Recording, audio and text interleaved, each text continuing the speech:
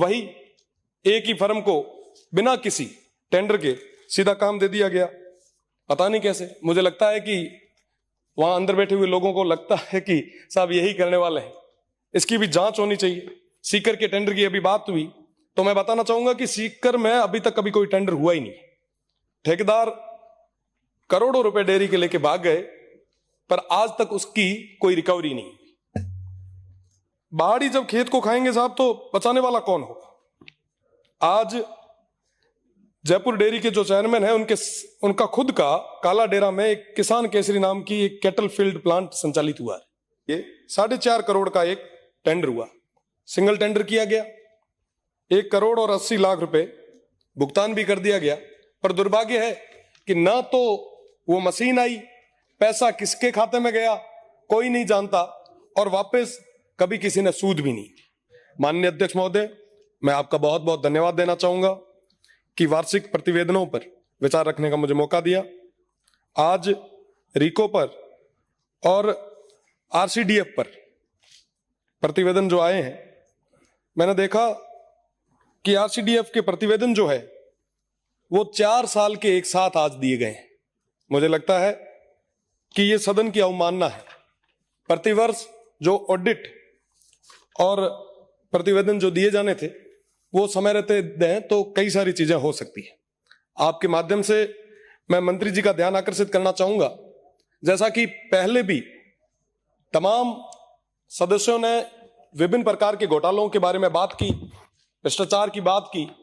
आदरणीय सदस्य ने अभी कहा कि सीकर में, टोंक में, झुंझुनू में, जैसे ही ये प्रतिवेदन आए उसके बाद में थोड़ा बहुत जो हमने तैयारी की तो हर जगह कई सारी स्थितियां निकल के आई।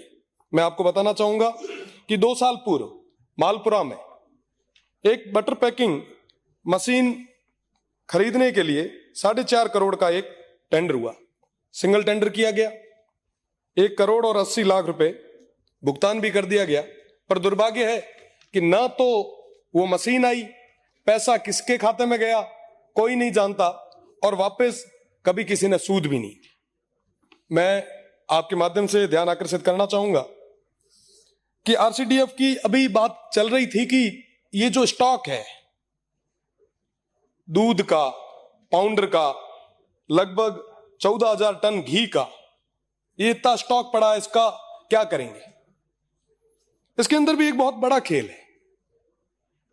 तमाम तरीके के जो प्रोडक्ट अभी मार्केट में आ रहे हैं, इन पे प्रोडक्शन की कोई डेट नहीं लगी हुई, एक्सपायरी डेट इस पे लिखी गई, क्योंकि ये रीप्रोसेस करके मार्केट में लाया जा रहा है। ये बहुत बड़ा मामला है।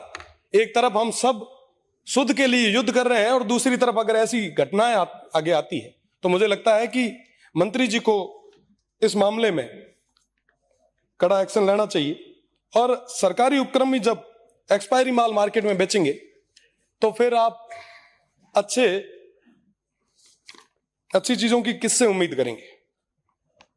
आज के समय में जेएलएन मार्ग पर मैंने एक ही डेयरी का इतना बड़ा वो स्टॉक देखा है, इतना बड़ा वो शोरूम टाइप का देखा है। हमारे वहां नहीं है साहब, पशुधन सबसे ज्यादा है, पर डेयरी के मामले में हम बहुत पीछे। अभी बात चल रही थी साहब, इतने अनुपात में पशु है, डिमांड इतनी है, सप्लाई ये है। साहब हमारे वहां पे प्रोडक्शन बहुत है, पर यहां तक लाने वाला कोई नहीं। अभी बात चल रही थी कि साहब ऊंटनी के दूध से कैंसर को सही किया जा सकता है। अभी बात चल रही थी साहब सेवन घास की, थार पारकर नस्ल की।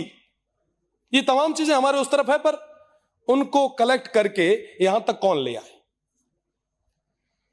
तो मेरा निवेदन रहेगा मंत्री महोदय से कि आप गांवों को मजबूत करने के लिए, वहां की अर्थव्यवस्था को मजबूत करने के लिए डेयरी को और सुदृढ़ करें।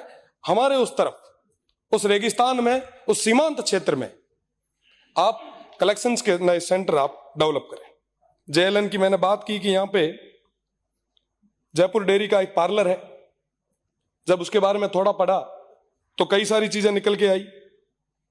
अभी एक बार किसी फर्म को इन्होंने लीज पे दिया, 2.5 करोड़ रुपए खर्च किए गए उसके रिनोवेट पे।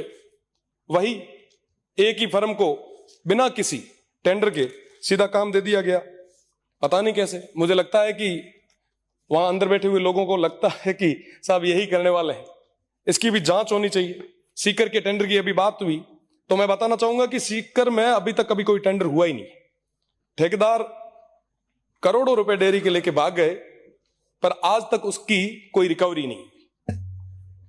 बाढ़ी जब खेत को खाएंगे साहब, तो बचाने वाला कौन होगा? आज जयपुर डेयरी के जो चेयरमैन है, उनका खुद का काला डेरा में एक किसान केसरी नाम की एक कैटल फील्ड प्लांट संचालित हुआ है, और पिछले 5 साल से तमाम जो समितियां हैं उनको ये माल बेचा जा रहा है।